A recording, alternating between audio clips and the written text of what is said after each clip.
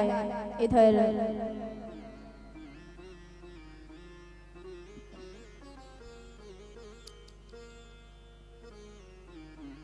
जो पांडु हैं, जो पांडव हैं और कौरव हैं, इनमें लड़ाई हुआ करती थी। किस बात की? एक बार की बात है, एक बार पांडव ने कहा युधिष्ठिर से, युधिष्ठिर और नकुल सहदेव इत्यादि जो पांडव हैं, उन्होंने दुर्योधन से कहा कि भाई पूरा राज्य आप ले रहे हो तो आप मुझे 5 गांव दे दो ताकि मेरा भी गुजारा हो जाए। अब दुर्योधन ने कहा कि भाई हम बिना युद्ध के आपको सुई की नोक के बराबर जमीन नहीं दूंगा। मना कर दिया है। जो ही मना किया है तो यही बात को आज पांडवों ने प्रभु श्री कृष्ण को बताया है, प्रभु को बताया है। तो प्रभु ने कहा है कि हम भी बात कर लेते हैं। तो प्रभु ने कहा कि भाई दे दो, उनका गुजारा हो सके। तो दुर्योधन ने मना कर दिया कि भाई मैं नहीं दूंगा। आज मना कर दिया है कि बिना युद्ध के मैं नहीं दूंगा। देखो भक्त जैसा जैसा कहते हैं भगवान वैसा वैसा ही करते हैं, क्योंकि कहा भी गया है कि राम न काहू को मारते ऐसे बोले राम, और खुद ही लोग मर जाते हैं सो कर कर उलटे काम।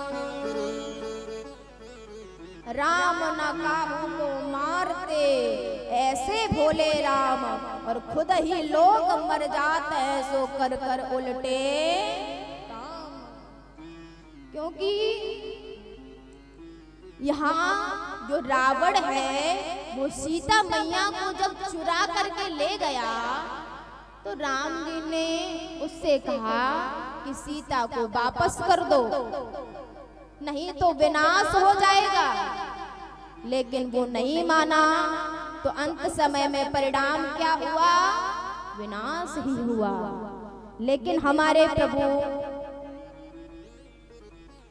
ये नहीं चाहते हैं, जो भक्त कहते हैं वो ही कर देते हैं।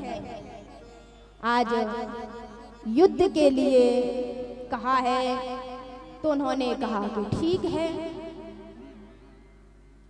इधर समय बीत रहा है, रात्रि होने को जा रही है। प्रभु श्री कृष्ण अपने कक्ष में विश्राम करने के लिए गए। विश्राम करने के लिए गए तो आज प्रभु जो है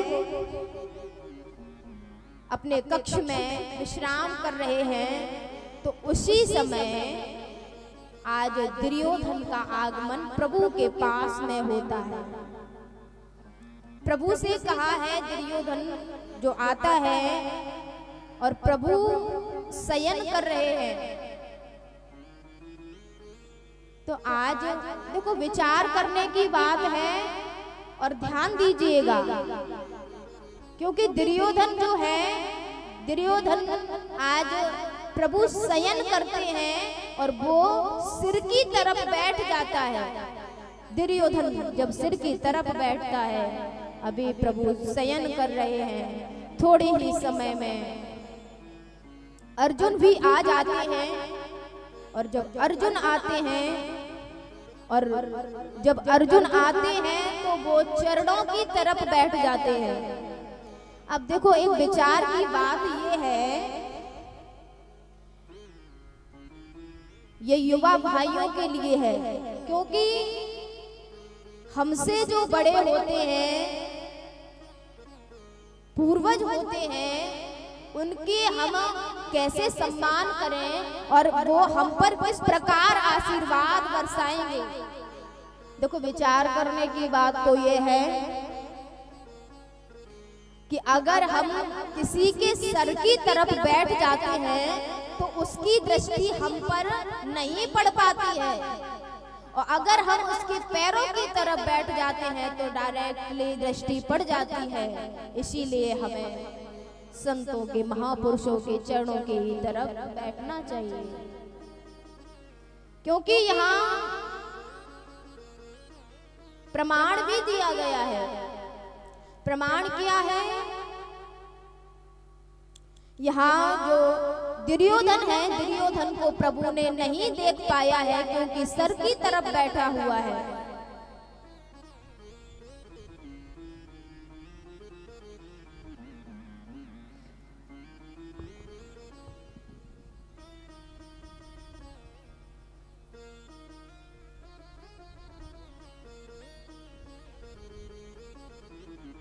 अब देखो स्वागत करता भाइयों के लिए एक बार जोरदार तालियां होनी चाहिए।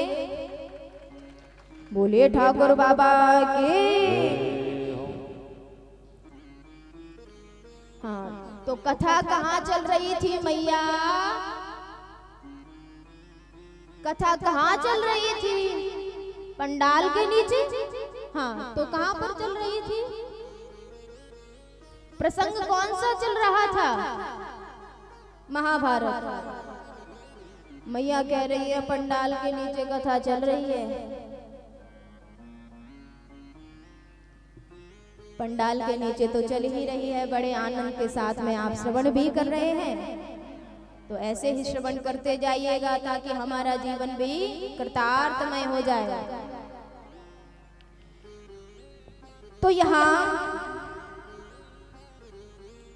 आज अर्जुन पर नजर पहुंची है प्रभु श्री कृष्ण की। तो जब अर्जुन पर पहुंची है तो आज जो दुर्योधन है वो कहता है प्रभु आप बहुत गलत करते हो। क्यों? अरे मैं कब से बैठा हूँ, आपने मेरे से हालचाल नहीं पूछा, और ये अर्जुन अभी आ गया और उससे हालचाल पूछना प्रारंभ कर दिया। तो प्रभु ने उसका मान रखने के लिए कहा कि भाई आप बताओ क्या करने आए हो, हमसे क्या मांगने आए हो?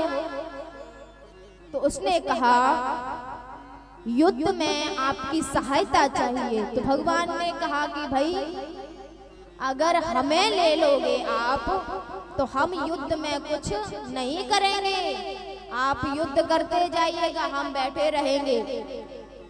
इसीलिए बताइएगा आप मुझे लोगे या मेरे अस्त्र शस्त्र को लोगे? अब दुर्योधन ने मन में सोचा कि अगर युद्ध होगा और अगर ये बैठे रहेंगे तो किस बात का लेना, इनको व्यर्थ ही चला जाएगा। इसीलिए इनको ना लेते हुए इनके अस्त्र शस्त्र को लिया जाए। ले लिया है। इधर अर्जुन से पूछा भाई क्या लोगे? तो अर्जुन ने बड़े ही सहज भाव से कहा है कि प्रभु जिस ओर आपकी दृष्टि रहती है उस ओर की जीत हमेशा ही रहती है। तो इसीलिए आप मेरे साथ में रहेंगे तो शायद है मेरी जीत होगी। आपके मुझे अस्त्र शस्त्र नहीं चाहिएगा, मना कर दिया है। इधर आज अर्जुन ने प्रभु श्री कृष्ण को लिया है, दुर्योधन ने अस्त्र शस्त्र को लिया है। समय अनुसार कुरुक्षेत्र के मैदान में घमासान महाभारत का युद्ध प्रारंभ होने लगा है। और यहाँ बताया गया है कि महाभारत का युद्ध कितने दिन तक चला है? 18 दिन तक। और 18 दिन तक चला। और यहाँ जो कौरवों की पंगत है, आज पांडवों ने कौरवों को परास्त कर दिया है। आज जो ही परास्त किया है, काफी मारे गए, घायल हुए। तो यही अगर कुरुक्षेत्र के मैदान में आज जो गांधारी मैया है, गांधारी मैया यही दशा को जब देखती है तो रोने लगती है। जब रोने लगती है, आज प्रभु से गांधारी मैया कहती है,